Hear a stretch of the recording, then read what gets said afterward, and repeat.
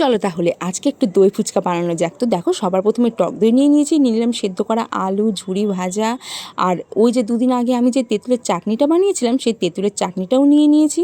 আর নিয়ে নিলাম বাদাম। আর এবার নেবো আসল জিনিস, সেটা হলো ফুচকা। আর ফুচকাটা কিন্তু আমি দোকান থেকেই কিনে এনেছিলাম। ও হ্যাঁ, আমি তো কিশমিশের কথা ভুলে গিয়েছি। তো দেখো, কিছুটা কিশমিশও নিয়ে নিয়েছি। এবার ফুচকার মধ্যে একে একে দেখো আলুটা কিন্তু আমি ভরে নেবো। আর আলুটা কিন্তু আমি গন্ধরাজ লেবু, ভাজা মশলা, বিট নুন আর লঙ্কার গুঁড়ো দিয়ে ভালো করে ঝাল ঝাল করে মাখিয়ে নিয়েছিলাম। তো দেখো, এবার সবকটা ফুচকার মধ্যে কিন্তু আমাদের আলু ভরা হয়ে গেছে। এবার এর মধ্যে দিয়ে দেবো চাটনিটা। তো চাটনিটা দেখো কতটা গাঢ় হয়ে গেছে। চাটনিটা যদি একটু পাতলা হতো তাহলে কিন্তু আরও ভালো হতো।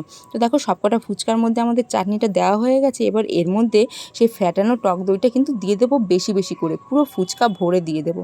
তো দেখো, টক দইটা দিয়ে দেওয়ার পরে এবার এর মধ্যে দিয়ে দেবো কিশমিশ।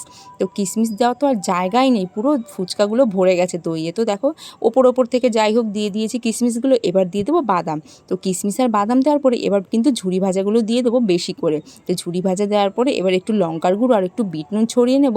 তাহলেই কিন্তু আমাদের দই ফুচকা একদম রেডি। আর এটা কিন্তু বন্ধুরা খেতে দারুণ হয়েছিল, পুরো একটা ফুচকা মুখে দিলেই মুখ পুরো ভরে যাচ্ছিলো। তো তোমরা অবশ্যই একবার ট্রাই করো আর জানিও কেমন লাগলো।